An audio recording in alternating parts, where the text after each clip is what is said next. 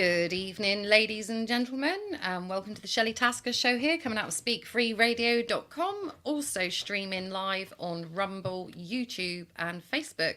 It's good to have your company. Today's date, Wednesday, the 27th of March, 2024. So, I had a week off, another year older, another year wiser, but back and looking forward to tonight's show. Got two awesome guests lined up. I've got Martin Parsons, who is a medium, and Lawrence Moody, who is a shaman. So without further ado, let's bring these wonderful gentlemen in. Good evening, guys. Hi, Shelley. Good evening. Good to see you. To see you, nice. Yeah, lovely. We've been planning this for quite a while, haven't we? So it's a nice, bit of a different subject for on here. So yeah, I don't know how to start this because we've got two of you to talk about. So what I'll do is, Martin, if you want to go first, and Okay. you're the medium, can you just give us a bit of like how you got to where you are, what got you into mediumship? Just give us it's a really long it's a really long story, Shelley, which I'll slim right down. But basically, so a lot of strange things started happening to me when I was in my 30s while I was working. Experiences that I couldn't explain. People pushing things around in front of me in the house and that sort of thing. And I was wondering what was going on. They even started playing tricks with me when I was at work. I was trying to scare a girl one night as a bit of a joke outside a church, telling her that there were ghosts outside the church, and it backfired on me because the phone box next to me started ringing, and when I asked the station who was calling, they told me it was a Reverend Green, which was the guy that had supposedly passed away. So it frightened me as much as it did the girl that was sitting next to me. So that was quite funny. But lots of stuff like that. And I ended up meeting some strange people that were doing the same sort of work. And I got invited to develop with a great medium who's not here anymore, a guy by the name of Bill Landis. And he taught me on a one-to-one basis. And I was very, very lucky to have him. And since then, I've been working in London, abroad, the Southwest, all over the UK, really. And theatre work as well. I've done some work in front of people in theatres, probably 200, 300 people, that sort of thing. Yeah, you've been a busy bee. I've been fortunate to see you do some demonstrations, over the years. And, sorry, Lawrence, over to you, my lovely. Tell us a bit about how you got to be a shaman and stuff into it. It all started for me in a bookshop in central London. I've always had a fascination about standing stones. What are they? Who put them there and why? Oh, standing stones, right? Sorry. Yeah. In this bookshop, and I found a very slim book called Standing Stones of Southern England. So I thought I'll buy that. As I pulled it out of the rack, a leaflet fell out advertising a shamanic course, a one-day course, introductory thing. And my partner at the time, she said, well, you've got to do it because it's an omen. And I said, no, there's no such thing. Don't go there. But she said, well, I'll buy it for you for the week for your birthday. And it was a weekend course, and I did not want to go, and I put it off till about 2 weeks before, and she kept badgering me. Have you applied to do that? No. Well, you've got to do it. So in the end, cut a long story short, I did it. Turned up, and for the first 10-20 minutes I thought, no, this is not for you. With 28 people sitting round in a circle with rattles just rattling away, and I thought, no, what on earth is this? But once the person that turned out to be my teacher, Kenneth Meadows, once he started talking, it all clicked. Everything clicked into place, and I thought, yeah, this makes sense. And that was in 92, and I've been doing it pretty much ever since. I did the a year's foundation with Kenneth, and then he asked me and several others to stay on to progress, which I did. Kenneth passed away in 2000, and I've been running courses and talks and demonstrations pretty much since then. Wow.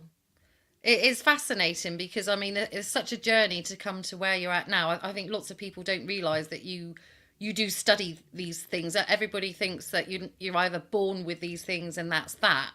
But everybody has potential to step into the shoes and learn these things. So if we go over to you then, like Martin, how would you explain what is a medium for those that don't know? Okay. Define, mediumship and what it's all about. So mediumship is always considered, first of all, to be an experiment. You cannot guarantee any results when you're working either privately or publicly in front of an audience.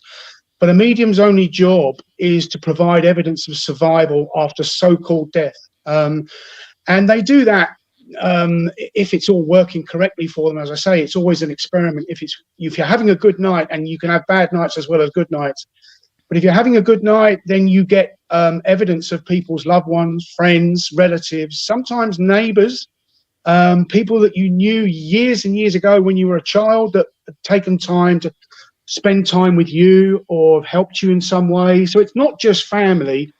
It can be friends, as I say, neighbors from your past. But the way I work with people is that I will be able to give them, hopefully, detailed descriptions of who is communicating with me. I hear them, I see them, and I can describe what they're wearing, what their likes are. I even get to know what the character of the person is like. So hopefully, when all that comes together, I will be linking that with people, if it's a public demonstration, with people in the audience who sometimes are emotionally involved with that communicator to the point where it can be quite tearful. But it's not tears of sadness, it's tears of closure and happiness that they sometimes realise that, well, how did he know that? If he knows those things about my family or my friends and I haven't told him, then there must be something else after death. And that's really what a medium does. And that's what everybody wants proof of, isn't it? So we want without proof a doubt. We go somewhere. My elderly nan, who's 99, she's always said, no, there's nothing. And she's like end of life stage at the moment. And I think she's convinced now that there is something else. And she's hoping more than anything. And I say, well, worst case scenario, if there is nothing, you won't know, will you? But I kind of, being quite spiritual myself, I kind of think it's quite exciting to go through the experience of, I've got all these ideas, but to me, my dead animals will probably come to me first. Yep. But no, it's a fascinating thing, and I suppose such a healing tool. But then there's the other side of it, where we've got mediums out there everywhere that supposedly have a gift. And I was on the circuit a long time ago when you were working, and it was very much a part of my life, and I wanted at the time to be a medium. Yeah. And I couldn't stand the pressure. The ego was always in the way. And, it's not for me anyway. At the end of the day, I see people like yourself and Ali Winters and stuff. It's their life. It's what you do. Once you're there, that is just a massive part of your life. It's amazing. I feel very, very privileged to have discovered this or been brought into it, however that happened. The beauty for me is when you've worked in front of an audience, I've had people come up and say, you don't know what you've done for me this evening, in absolute floods of tears. That sometimes happens whilst I'm working, and I have to check that they're happy for me to carry on. But as you say, it's the realization that if I'm picking up this information and they haven't told me it, then where's it coming from? So it opens doors for people in their heads that they didn't even know were there, basically. And it's great for me to be able to walk away.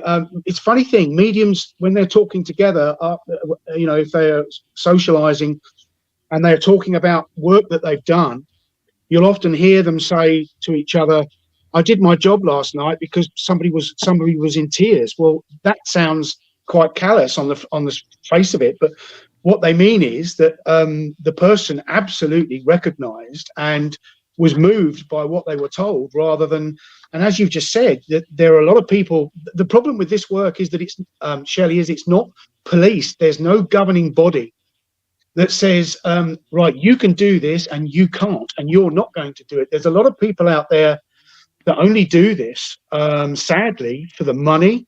They cold call people and they're not really what they say they are. But then I guess you get that in all walks of life. Wherever you look and whatever you deal with in your life, there are always those that will take advantage, lie and cheat. And that makes our job as mediums all the more difficult. But for me, it's a privilege to do this work. Every time I work, I always leave on a high with a buzz that I've made some people think about actually what's going on and maybe giving them some closure. Yeah. I've been at lots of demonstrations, and I mean, I've had messages myself that nobody would know that information. And, you know, in the early days, I think we used to see a lot more of someone like, I've got your granny here. It's not enough. We've all got a dead granny in spirit, you know, and it was too. And once you start getting into the practice of it and stuff, you learn, well, there's a lot more to it. And are you SNU trained? Yes, I was trained by the spiritualist spiritualist movement, but and a lot of those in those days, because I started way back in where am I thinking, early 90s. In those days, the places that I worked at and where I was trained was SNU governed, but a lot of them weren't. So basically the spiritualist movement trained me, and I like to give something back to the churches wherever it is that I'm living or working, because I always recognize that it was them that got me where I am today. So yeah, I just ask because, like, at the time when I was developing and stuff, lots of churches, they would prefer quantity rather than quality in services, and the whole granny thing and stuff like that. And then when mediums like yourself would come on, you might only reach 3 or 4 people, but you've got a method to work through to establish that connection. Yeah. And to give evidence and stuff. It's not just I've got granny, she says hi, blah blah blah blah, you know. And it is, I think, more people that get into it now. I still see Ali quite a lot actually, but you know, it's a massive thing. And unfortunately there are too many people that want answers, and when they hear, I've got your mum here, and but no evidence, you know. And it's the littlest of things, you know, that's so touching. So exactly. Exactly, yeah. So this is strange because I'm like, over to you now, Lawrence. We do it a bit like this. So, Lawrence, you're a shaman. So explain what exactly a shaman is. I perceive it shaman, medicine man. Am I wrong, right? Yes, you're about 75% correct. It's oh crikey! It would be easier to tell you what a shaman isn't, or what shamanism isn't. Right. It's not a religion. It's not a set of rules written down by somebody for you to follow. There's no head of the order. There's no great Gandalf sitting somewhere telling you what to do and what not to do. That's what it isn't. Oh, and it's not a sect. It's not a secret cult or sect. And shamans don't eat babies. They, you know, that's I've not heard of that one, but okay. No, we don't do it. I couldn't eat old one anyway. What a shaman does is he will, or she, there are lady shamans as well, they will bring an individual's spirit into harmony with their physical body, into balance. And that's all it is, really. The shaman will do this through different techniques. One of the things that the shaman or shaman are really famous for is a shamanic journey, which is where the shaman enters an altered state of awareness to gain information from spirit world, this world, the lower world. And when I have to tell you that when I say lower world, I don't mean HELL or anything like that. It's just different levels on which the vibrations work. So what the shaman needs to assess through talking to the individual before a journey is undertaken is why that person has come to you, what they need, and your ability to cover that. The sad thing is with a lot of them, a lot of people, they ask for what they want, not for what they need, which unless they're careful, they're two different things. And that comes down to the skill of the shaman, basically. The shaman can do, well, very quickly, it's a power animal. Rush. Yeah. A power animal.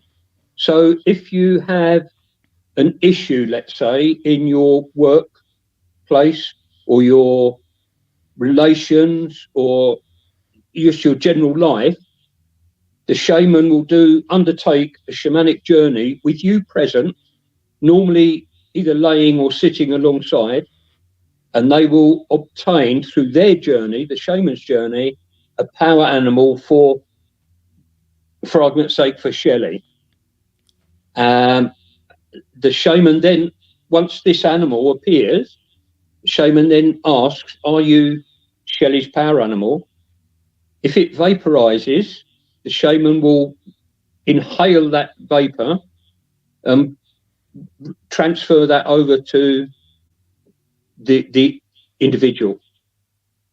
The next stage in that, if you have a power animal, is you look at the attributes of that animal and you put them into your life. So I can tell you, because the person involved, this person is never going to find out what I've done or what I've said. And if they did find out, I'm sure, 90% sure they wouldn't mind. I did a power animal retrieval for a lady a long, long time ago, and it was a snake. And if there's three things on the planet that scare the pants out of me, it's snakes and frogs. I do not like them at all. And this snake kept appearing, and I was on my journey. I was looking the other way, and eventually the snake said, look, I'm not for you, I'm for this person. It's okay, fine. Vaporized, breathed it in, transferred that to the individual. And this person said, well, what do I do now? I said, well, you have to look at the attributes of the snake and put them into your life. How do I do that? Okay, well, a snake travels on its stomach. It has legs, but they're like in large scales, but it doesn't use them. So it travels on its belly or its stomach. So that's telling you straight away, whatever it is, get grounded. Whatever the issue is, get real about it. Get your feet on the ground about it. The next big thing is that a snake shed their skin. So that could be a change of lifestyle or a change of attitude. The next thing, although a snake hunts, it doesn't chase its prey like a lion or a tiger. It very slowly goes around. When it's ready, then it will strike. So that's telling you patience. And this lady put all that into her life, and thankfully it worked for her. She put all of that into this situation, And away she went. She was, over the moon with it afterwards. That's a power animal. You could do several other techniques along the way, which you'll probably ask me about a bit later on. But yeah, the other thing I need to say is there are shaman, or have been shaman, on every continent on the planet. So you go to South America, they've got the shaman in the jungle. Come up a bit, you've got the Native Americans, where you get the medicine man bit from. Go up further north, you have the Inuit or Eskimos. Go over to Siberia, Siberian shaman, Japanese, Indonesian, Indian, right the way across.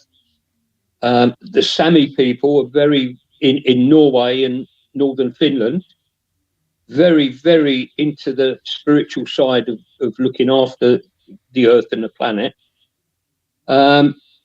Even to an extent, the Druids, the UK is famous for.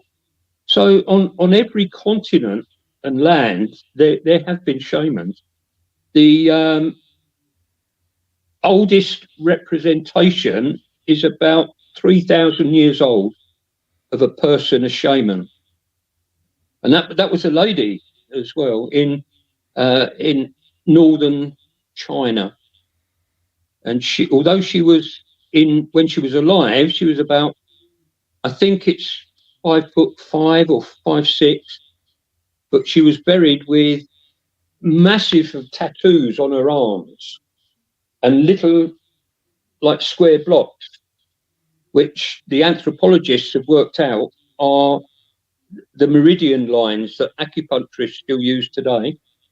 The other famous thing about her is she was buried with an immense headdress, which was nearly 4 foot tall.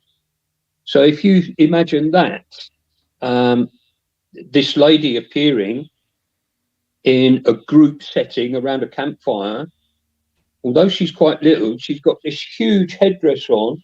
What a presence that must have been, so yeah, basically what a shaman does is balance your physical with your spiritual through the various techniques. Have you tried mediumship as well, Lawrence? I only ask because I'll ask Martin the same if he's tried, because I mean I've delved in all these little bits, and I think if you're like kind of spiritually aware, you like go to that bit, you do a bit of Reiki, you go and do this. I've sat in shamanic drumming circles and done a couple of journeys and stuff, and the mediumship side of it. So have you delved into the mediumship side as well? I did a one-day course with Martin, which Martin, bless him, said was very good, the information I got. I think he was just being polite, really. No. But I haven't taken it any further. No, it's not your calling, but it's interesting, isn't it? And what about you, Martin? Have you done some shamanic journeying? You've caught me out with this one. I hadn't got a clue about shamanism. All I knew, and wrongly apparently, I assumed that shamans were, as Lawrence explained earlier, something to do with the North American Indians or the medicine men from over there. I didn't realise until Lawrence put me straight that they were all over the world. That was a revelation to me. And no, I haven't tried anything else. I have been involved in lots of workshops and teaching regarding the mediumship, but I certainly haven't tried any. Lawrence very kindly came here one night and took me on a journey, which we'll talk about with you later with the evening that we're having on Sunday. But he took me on a journey, like a meditative journey. He'll explain that to you, I'm sure, in a minute. And some amazing things came from that. The people that I was, and the animals that I saw, the people, where I went, and he explained to me afterwards. It was absolutely fascinating. But other than that, I've got no knowledge about it at all. No, because I mean, I'm just sure that as a medium, do you meditate a lot? Yes. It's more like these days. It's more do as I say, not what I do. I used to, when I first got involved, I was meditating 3 or 4 times a week, working up from 20 minutes a session up to 50 minutes to an hour. And that really kick-started me on my journey. It taught me to let go. It taught me to get out of the way. Mediums, when they're working, are constantly trying to get them what they call get themselves out of the way. And that means stopping the little voice in your head, making up a story which you think you're picking up, but actually you're not. You're making up yourself. And that's where a lot of mediums or psychics fall down. They don't know how to get themselves out of the way, and that you achieve that through meditation. That teaches you to forget about your daily chores, what it is you've got to do, about where you're going, meeting somebody, going shopping, whatever it might be. It teaches you to, when you sit to meditate for the first few times, that 40 minutes to 50 minutes it is yours and yours alone. Once you can learn to do that, and that obviously involves turning off phones, shutting blinds, knowing that nobody's going to phone you or get in touch with you. You've got nothing to do. Once you realize these things, you can start to relax. And some people actually can't meditate. They find it a physical impossibility to do so. For me, it kick-started me on my journey and taught me how to link in with information that otherwise I probably wouldn't have got. Right, okay. I've just asked because, I find I don't meditate anymore. I go through phases when I have my spiritual moments. Like, I'm going to meditate, I'm going to do this. But when I last went on a couple of shamanic things, I did journey, and I journeyed. Wow, it was amazing. And I found that easier to let go of than, when you're meditating to move away for spirit to move in. Yeah. But to follow the drum and stuff and just go with it. I think it, and with the mediumship, it's say what you see, basically, isn't it? And don't even question, just kind of say what you see. That's kind of how I was taught. But the same principle with the shamanic journeying, just go with it. And sometimes, like you say, you feel like you're making it up, but then I've had some experiences and it's just like, that was just amazing. And I can still remember them now, Wow. So you guys, you've got an event. When is it? This Sunday. This Sunday in Falmouth. Yes? Yeah. The Draca, what's the name of the event? Sorry, I didn't bring the poster up. The Dracena Community Centre. Right, the Dracena Community Centre on Sunday, and that's 7 till 10 p.m. And Martin and Lawrence are both going to be... Well, what are you going to be doing? Because I've never seen a shaman and a medium work together before. It'll be interesting. It'll be very interesting for me. Lawrence will be appearing first. We're going to split the evening in two.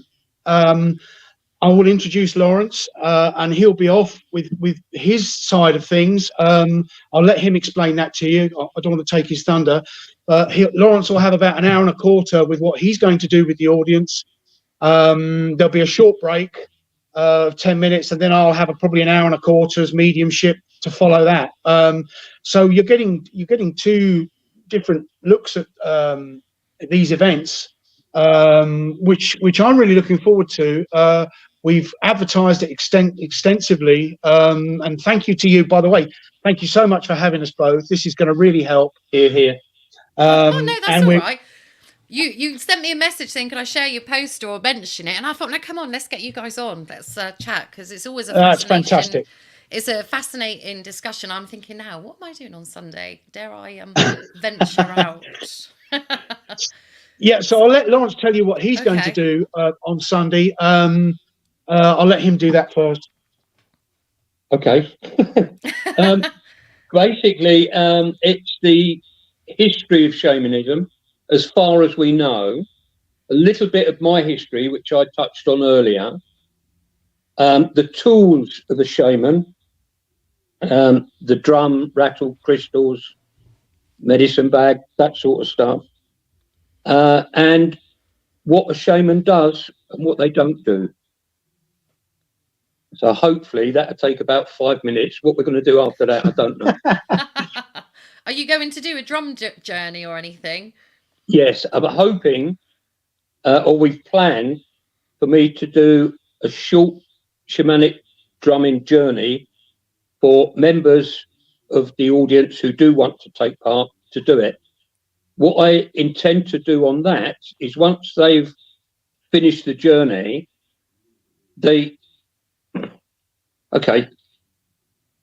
when they go on the journey, I show them or tell them how to go to the lower world to find something of interest and bring it back. So when they're on this journey, as you've done yourself, you'll find a stone or a twig or a shell or feather or whatever it is. And that means something special to the individual. So if we have 8 people turn up, I can interpret 8 things for them. The secret of doing that, and which I'll explain on Sunday, is don't take a shopping trolley with you, because it just takes up too long to explain this means this means that. So that's what we're planning to do on Sunday, a short shamanic journey at the end, towards the end. Wow. Mm. And then, Martin, you're going to endeavour to give messages from our loved ones. Exactly that. Some mediums that I've seen in the past, I've seen. I've been doing this 20 plus years now, and I've seen everything from good to bad to indifferent and to the brilliant. And every medium works differently. But the way I work, a lot of mediums like to pick people out from the audience and say, "Oh, I'd like to talk to you." I don't actually work like that.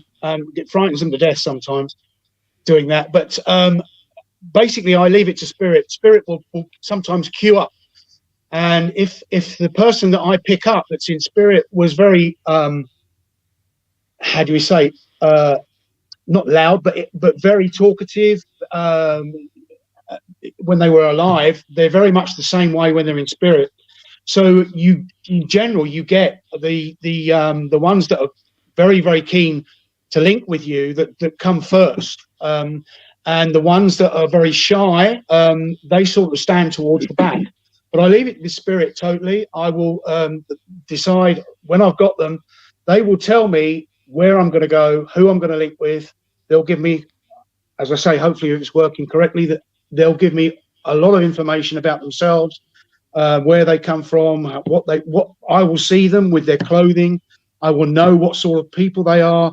So I'm talking clairvoyance, clairaudience, clairsentience, and if they're so seeing, hearing, sensing. I know you know all this, Shelley, but No. So when that's all working together at the same time, you usually get quite a composite account of who you've got, and somebody will shout out, or sometimes more than one person will say, "I know exactly who you've got there," and they'll say, and I'll say, "Well, why is that?" Because what I need to know is that you do get some people coming to these events that are desperate to link in with people and will accept whatever you're saying no matter what. So I want to make sure when I'm giving that link that I've got the right person and for the right reason. So I will always double check with somebody that I'm linking with who I have from spirit to make sure that it's the right person. I sometimes get 3 or 4 people all trying to claim Uncle Joe. And if that's good, happening, isn't it? Yeah, that's it's better brilliant. than no one. Yeah, well, conversely, I get people coming up to me afterwards saying, "I didn't like to say anything because I was a bit shy, but that was for me. And have you still got him? Is he still there?" And I say, "Well, no, he's not. I can't now bring him forward for you." So I try and say to people before I start working, "Look, guys, don't be shy. We're all friends here. I'm not going to embarrass anybody. There are no secrets that I'm going to give out in front of anybody in the public. If you recognize what I'm saying, you need to speak to me, because once I get the right link, then I get more." The way it works is it's like I always say to people, it's like ringing a telephone. If nobody picks it up the other end, then eventually the phone will stop ringing. So that's the analogy I use. And I try and convince them to, if they recognize what I'm saying, even if, as you say, it's 3 or 4 people, that's brilliant, because I'll work out who it's for, rather than nobody speaking, or if I'm talking to someone else and I'm not quite happy about it, someone sitting at the back thinking, "Oh, I wish I'd said something," you know. Yeah, it's amazing. And when it works and you give those messages, I once went to a weekend with Ali, about 5 or 6 years ago, with Stephen O'Brien. Yeah, I know him. O'Brien. Yeah, well, he was our teacher's teacher. Anyway, so it was Right. like a real blessing to go up to Swansea and do a weekend workshop with him. And I got a message, and my father-in-law had passed away about 3 months before. And he said, he was just like, came in, he said, right, I've got a man here, Malcolm, Malcolm, I'm hearing, red roof, and something to do with an ice cream. He was called Malcolm, he was from Redroof, and he was eating an ice cream just before he died. And I was just Lovely. like, oh, Mm. amazing. Mm-hmm. And when you get that evidence, you're like, this is what it's all about, isn't it? You know, Yeah, when you can give exactly. people, yeah.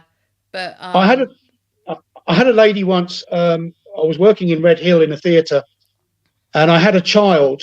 And as I saw this child, they were in a hospital bed with scaffolding around their head, like, so they were obviously had serious surgery on their head, and there was a lot of other evidence that went with it. And this lady burst into tears, and I had to walk up and say to her, "Are you happy with me to continue with this?" And she said, "Absolutely, please don't stop, and I'll tell you later." I gave the rest of the message, and it was her son who had been hit by a car, and sadly he went to spirit. And the evidence that I gave regarding the surgery on the head, she said, "You absolutely nailed that. You don't know what you've done for me today. I've had closure, and I now know that my boy is still around." And it was I had buzzing up and down my back, and when you have that sort of feedback from people, you know why you're doing it. yeah, that's what it's all about. I know it must be so much harder when you get messages from children. You know, I mean, we accept elderly people die and stuff like that, but a child, it's just something else, isn't it, really?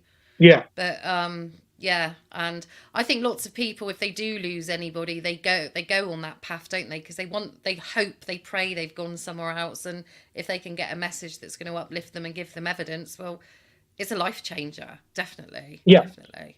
And it's a tree, you know. It's like if you throw a few acorns into the ground, you don't know what's going to come of that. This is all about empathy, and it sounds a little trite for me to say this, but if you care for others, you know, people say, "Well, how do you get to do this work?" And I say, well, if you care about other people and you want to help people, no matter in what way that might be, and there are millions of us that like to help people in different ways, thankfully, on this earth, apart from the others that we don't talk about. But if you have an empathy with people and you want to help, that's all the only qualifications you need to be able to do this work. And it's a privilege to be, for me and for Lawrence, I'm sure, with what he does, to be called and have the ability to do it. Because, as I say, if one person that you're working with has their socks blown off by what you're saying, who are they going to speak to, and who are they, and so on and so on and so on, and this just spreads. It's a wonderful way of people realizing that there's actually more to life than you realize. Yeah, a much bigger picture. And what about you, Lawrence? Can you give us like one of your experiences, like one of your journeys that's just been like mind blowing? One of the first journeys I undertook on my own was in a woodland, and our teacher Kenneth Meadows told us to walk into the woodlands and find a place that you feel happy with, you feel safe there, which is called a power spot. And the first thing you do is rattle with your rattle. You rattle around it to calm nature's energy. Not that nature needs calming, but just to let nature know that it's going to be spoken to in a way it may not have been done before. I found this spot, and I was leaning or sitting with my back against a tree, and as clear as hopefully people can hear my voice now, I heard a voice say, "Lay down." And I thought, no, this was right at the start of my adventure with shamanism. And it sounded so much like one of the other guys that was on the call that I got up and looked round. I thought, he's hiding in a bush. He's winding me up. Looked all round, nobody there. Laid down, again, lay down. So I laid on my back and I'm looking up at the canopy of this huge oak tree. And again, the second time it happened, I can't say that I heard it, but up here, and I'm sure through these, I heard the voice say, look to your left. And when I did, it's about 3 or 4 feet from the trunk of this huge oak tree, there was a little tiny sapling. And I thought, wow, that's what I am. I'm this little sapling that's growing up into this tree with different levels. Do you remember I said earlier there's 3 levels, lower, middle and upper world? Well, there's thousands more. With that, I close my eyes and I can clearly see me laying inside the trunk of this big oak tree. And when I looked up, and I hadn't been smoking anything or taking anything or anything like that, there was none of that. The inside the tree was hollow, and you could see up through the branches, out through the different limbs and twigs. And the end of each twig was a different realm that's possible for the shaman to visit. Ooh, so in several lifetimes, you could never do. I mean, just when it's daylight, go and have a look at the tree and how many twig ends are on that tree. If you imagine that as each one a different realm, you know, it really did blow my mind. Wow, that's I have to say, like, about one, I've only done probably about 2 or 3, maybe 3 or 4 journeys, but I really resonate with you on that one, because when I did a journey, I was in the underworld and we were told to come up into a woodland. And I came up into a woodland that's like my local woods. And I sat in the hollow of a tree and I just listened. And a herd of deer came into the woods and up close. And all of a sudden they were on high alert and ready to run. And they started running. The next thing, and I know this all sounds mental, but the next thing, I was kind of on the back of one of these deers, okay? And I could feel the heart beating. I could feel the fear of that deer. And it went on for a few minutes. And then we were, I think, in the upper world, and she was showing me her babies. Anyway, then it was over. But the point of it was, at the time, I was suffering with really bad panic attacks, to the point that I used to think I might die of a heart attack because my heart is beating so much. But for the first time ever, I resonated with what a deer feels like having, you know, a panic attack. And they all say it's flight, or what do they call it? Fear or fight? Flight or fight. Yeah. Yeah, flight or fight. But she was explaining to me how her heart felt, and the same that mine was, and it was coming from nothing. It sounds a bit surreal, but it's something I'll never forget. It was just an amazing experience. The other thing about the deer is it's telling you then, because we've moved on, the wheel of life, and we've all moved on, to patience. Don't move until you're ready. If you think of what a deer does, if you're lucky enough to see them in the wild, you can get quite close before they're up and away. But so it's telling you to move at the right time. It's also telling you to dance, because if you look at the size of a deer, their feet are tiny compared with the rest of the body. So it's very lightly moving about, you know, and their hearing is phenomenal. So, yes, that's telling you all that about the deer. Yeah. Oh, thank you. Yeah, no, it's fascinating. It makes me forget about that side, that once, not just the shaman side, the spiritual side, the senses and everything, how amazing It all is, and fascinating, and heads up to you guys still going strong. It is obviously your calling. It wasn't my calling. I think I had to explore all of these avenues to be the person I am now, but it's never called passionately to me enough like other people, But Shelley, you're we a link. understand You're a it. linker of people, aren't you? You actually introduce people together, and that's an amazingly important task in itself. Maybe. I don't know. I'm in a really good place at the moment. When the ego goes, and I mean, even doing this show, I used to get so terribly nervous and think, what are people thinking about me? Who the hell does she think she's? Blah, blah.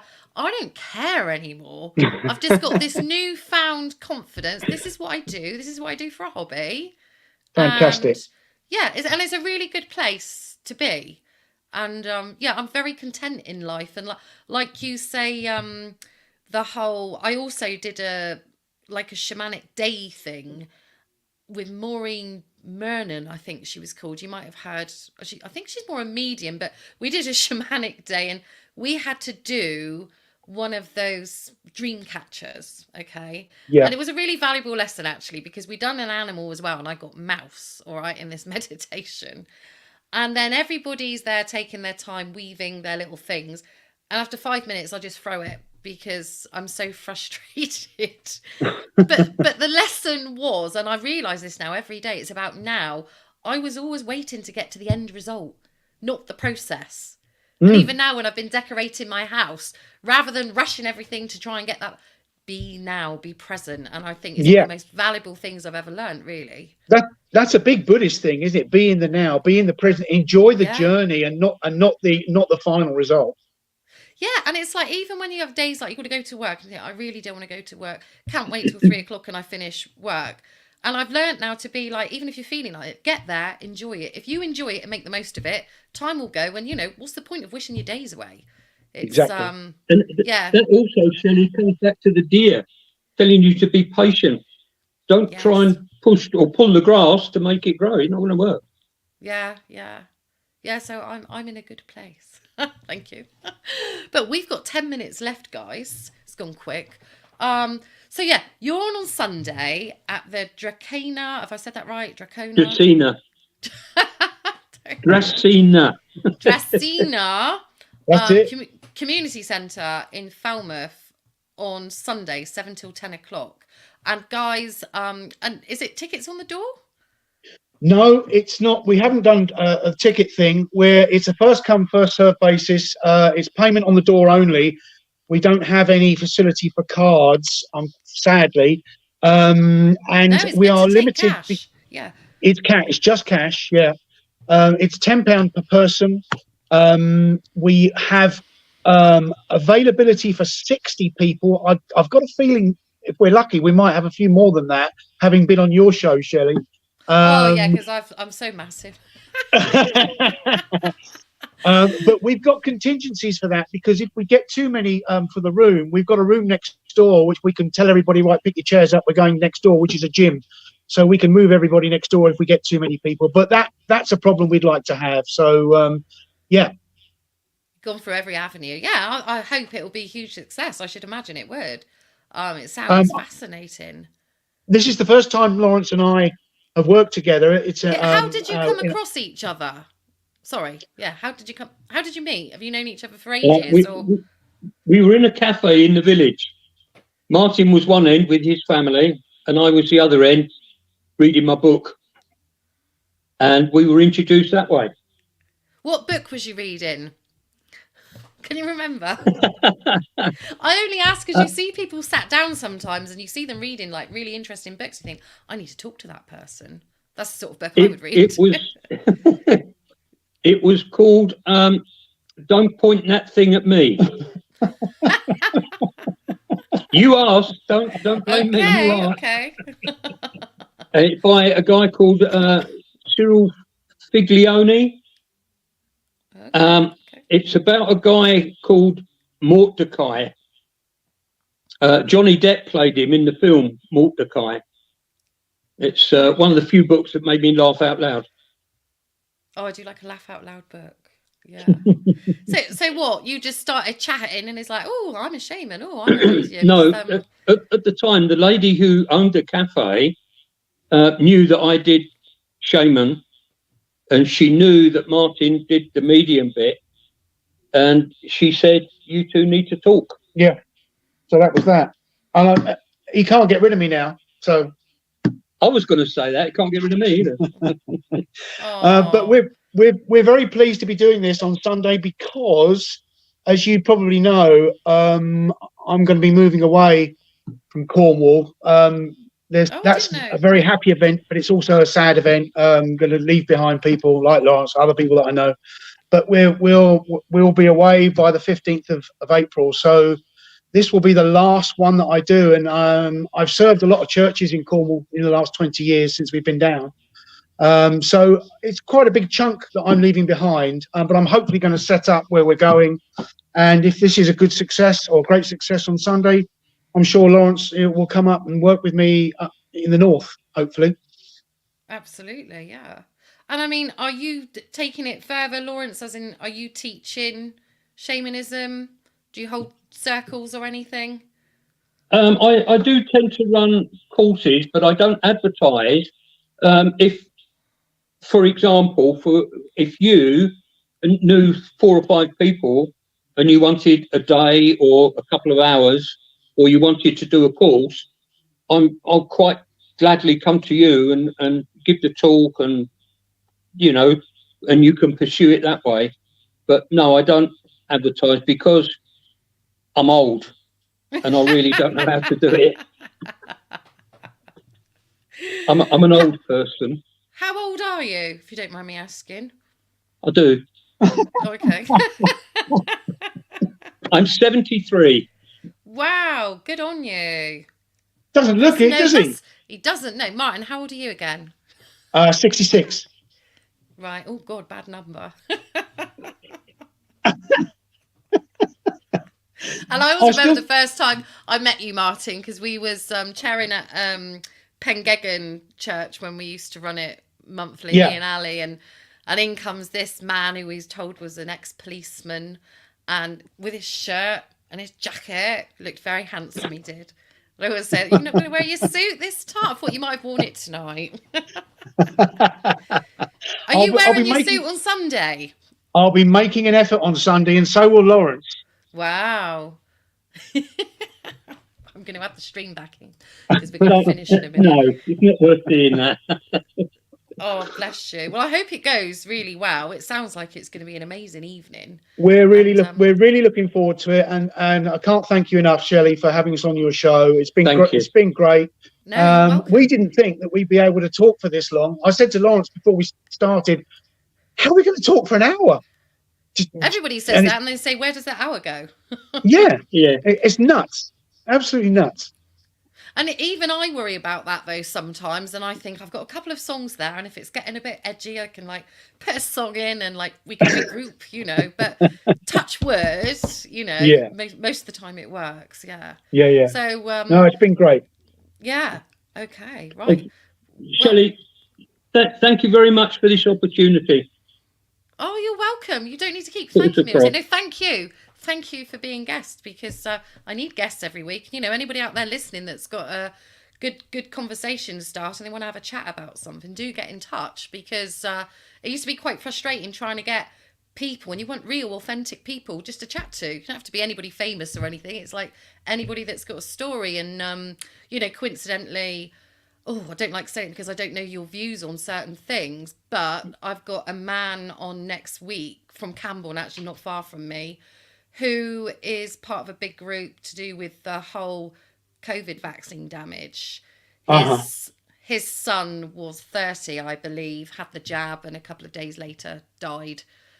Call it coincidence, what? But it's a big thing going on out there, and he's got a massive story to tell, and you got lots of interesting people to talk to. So I think the most interesting people, as you've just said, are not the famous and the rich and famous. It's the down to earth, grounded people that got the best stories to tell. I've always find. Yeah, anybody. I had a guy come yesterday to price up some removals outside, and he was a farmer. Of course, we got talking about the farmer subject stuff, and he was proper Cornish, but we was out there for half an hour gabbing away, and it's lovely. I just like talking to people. Just as well. You've done really, a good job. it? You've done a great job. Oh, You bless do it you. well. Right, well, you take care, guys, and I know it's going to go well on Sunday. So, guys, if you're at Loose End on Sunday, get down there and see these awesome guys. Right, Thank take you, care, Shelley. my lovelies. Hope it goes All the well. best, my darling. See you Bye soon. now. Bye-bye. Bye.